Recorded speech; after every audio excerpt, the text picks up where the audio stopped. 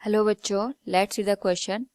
Which of the following transition in Balmer series for hydrogen atom will have the longest wavelength? Here we have given 4 options. Now to answer this question, first we will discuss here the key concept, and here the key concept will be given as transition of electron, जिसके corresponding हम यहाँ पे different spectrum को obtain करते हैं. और यहाँ पे हमारे पास जो सीरीज होती है हाइड्रोजन स्पेक्ट्रम की उसको ऑब्टेन करते हैं. तो जो बाल्मर सीरीज होती है इसमें हमारे पास जो इलेक्ट्रॉन होता है ये हायर ऑर्बिट से सेकंड ऑर्बिट में यहाँ पे जंप करता है. नाउ क्वेश्चन के अकॉर्डिंग हमें यही बताना है कि किसकी वेवलेंथ गिवन ट्रांजिशन के करस्पॉन्डिंग सबसे ज्यादा हमें देखने को मिलेगी. तो इसके करस्पॉन्डिंग जो वेवलेंथ होती है it is given as 1/λ equals r into 1/ final orbit का स्क्वायर माइनस 1/ इनिशियल ऑर्बिट का स्क्वायर. इसी के हेल्प से हम यहाँ पे वेवलेंथ को फाइंड आउट करते हैं. तो जो हमारे पास ऑप्शन दे रखे हैं उसके करस्पॉन्डिंग हम यहाँ पे करके वैल्यू चेक करेंगे. फर्स्ट केस में जो वेवलेंथ होगी it will be given as r into final हमारे पास यहाँ पे ऑर्बिट 1 है और इनिशियल यहाँ पे 2 के बराबर दे रखी है, तो इसका स्क्वायर हो जाएगा. सॉल्व करें अगर इसको तो ये बन जाएगा 1/λ equals r into 1 minus 1/4 it will become 3/4. और यहां से जो वेवलेंथ की वैल्यू आएगी that will be given as 4/3 into 1/r के बराबर, जिसको हम लिख सकते हैं 1.33 r.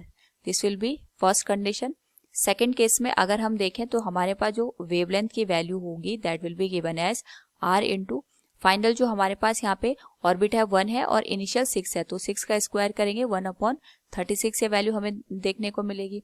सॉल्व करें अगर इसको तो ये 1/λ2 आ जाएगा and this will be given as r into 36 minus 1 35/36.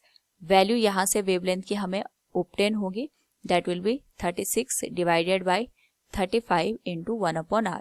और अगर हम इसको डेसिमल में कन्वर्ट करें ताकि कंपैरिजन में हमें इजी हो, 1.02 डिवाइडेड बाय r के बराबर. नाउ जो थर्ड हमारे पास यहाँ पे ट्रांजिशन हो रहा है इट इज 3 to 2, तो यहाँ से वैल्यू निकल के आएगी that will become r into final हमारे पास ऑर्बिट 2 है, ये आ जाएगा 1/2 का स्क्वायर यानी 1/4 माइनस 1/3 का स्क्वायर 1/9. तो यहाँ से जो वैल्यू बनेगी that will be equal to r into LCM यहाँ पे 36 बनेगा दैट विल बी 9 माइनस 4 5 के बराबर. और λ3 की जो वैल्यू होगी that will be 36 divided bye 5 into r. Value हमारे पास यहाँ पे निकल के आएगी that will B 7.2 divided by ये हमारे पास अपॉन में आएगा r के बराबर.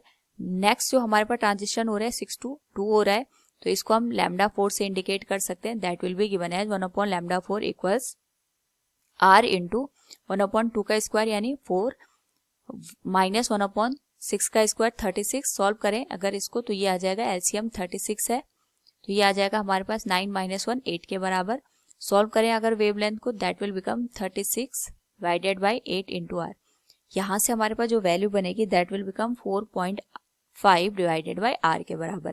तो ये हमारे पास λ4 बन गया. अगर हम सारी वैल्यूज को कंपेयर करें तो हम देख सकते हैं यहाँ पे हमारे पास जो थर्ड केस बन रहा है जहाँ पे ट्रांजिशन थर्ड से सेकंड में हो रहा है उस पर्टिकुलर केस में लॉन्गेस्ट वेवलेंथ हमें देखने को मिलेगी. So from the given option we can say option third will be the right one. Hope all you understood it. Thank you and best of luck.